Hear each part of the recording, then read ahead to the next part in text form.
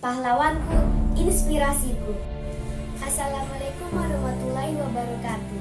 Salam sejahtera untuk kita semua. Hari ini, tepatnya 10 November, merupakan Hari Pahlawan Nasional. Di Hari Pahlawan ini, saya akan memperkenalkan pahlawan nasional yang berasal dari Sulawesi Utara. 1. Samratulangi. Dr. Gerungan Saul Samuel Yakob Ratulangi atau lebih dikenal dengan nama Samratulangi lahir pada tanggal 5 November 1890 di Tondano, Minahasa dan wafat pada tanggal 30 Juni. Beliau adalah seorang politik, jurnalis, dan guru dari Sulawesi Utara, Indonesia. Ia adalah seorang pahlawan nasional Indonesia. Ratulangi juga sering disebut sebagai tokoh multidimensional. Ia dikenal dengan filsafatnya, yaitu Sitou Timou Tumou Tou, yang artinya manusia baru dapat disebut sebagai manusia jika sudah dapat memanusiakan manusia. Ratulangi termasuk anggota Panitia Persiapan Kemerdekaan Indonesia yang menghasilkan Undang-Undang Dasar Republik Indonesia dan merupakan Gubernur Sulawesi pertama.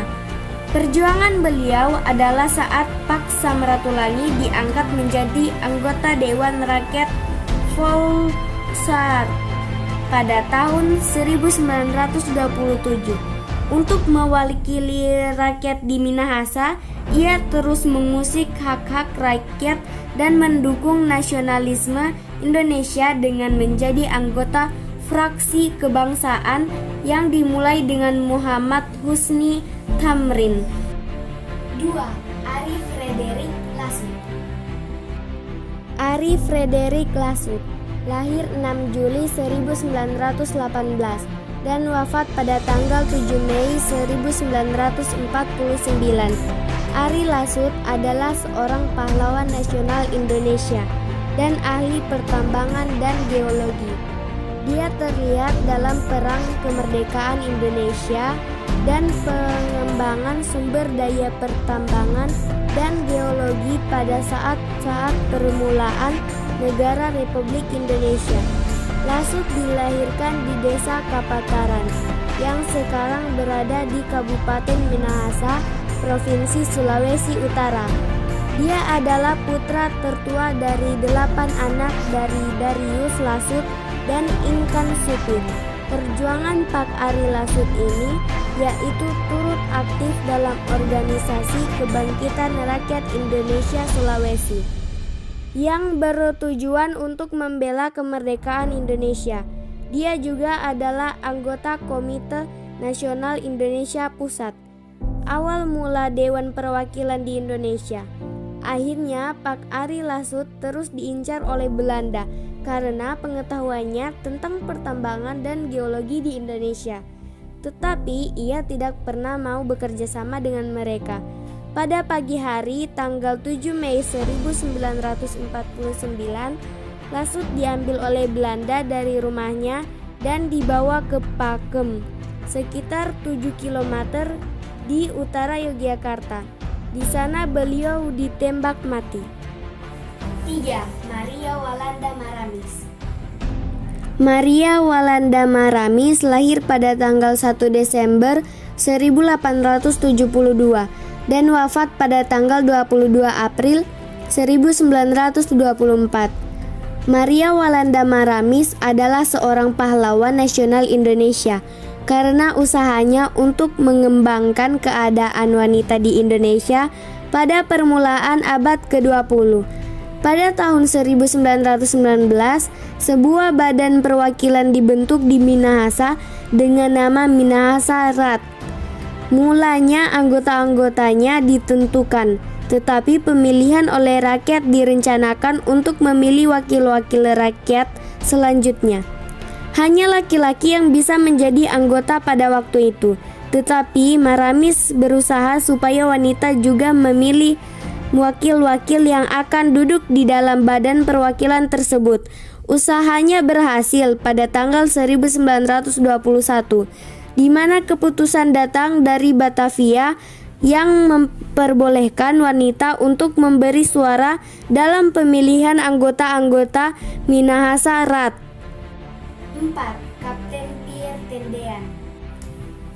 Pak Anumerta Pierre Tendean lahir pada tanggal 21 Februari 1939 dan wafat pada tanggal 1 Oktober 1965. Pierre Tendean adalah seorang perwira militer Indonesia yang menjadi salah satu korban peristiwa Gerakan 30 September pada tahun 1965.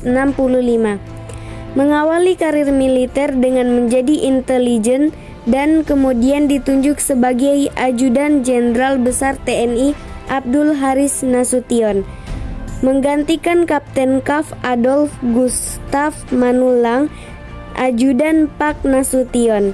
Kematiannya yang sangat mengerikan adalah saat PKI datang mencari komandannya Pak Nasution. Tapi si Pierre Tendean ini mengaku bahwa dirinya lah Pak Nasution. Maka ditembaklah si Bapak Pierre Tendean ini. Emang PKI kejam ya? 5. Robert Walter Monginsidi. Robert Walter Monginsidi dilahirkan di Malalayang, anak keempat dari Petrus Monginsidi dan Lina Suwawa. Pada tanggal 14 Februari 1925, wafat 5 September 1949. Kemerdekaan Indonesia diproklamasikan saat Monginsidi berada di Makassar. Namun, Belanda berusaha untuk mendapatkan kembali kendali atas Indonesia setelah berakhirnya Perang Dunia II.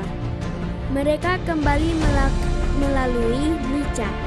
Monginsidi yang tidak menerima kedatangan Belanda menjadi terlibat dalam perjuangan melawan Nica di Makassar pada tanggal 17 Juli 1946. Monginsidi dengan Ranggong Daeng Romo dan lainnya membentuk Laskar Pemberontakan Rakyat Indonesia Sulawesi yang selanjutnya melecehkan dan menyerang posisi Belanda.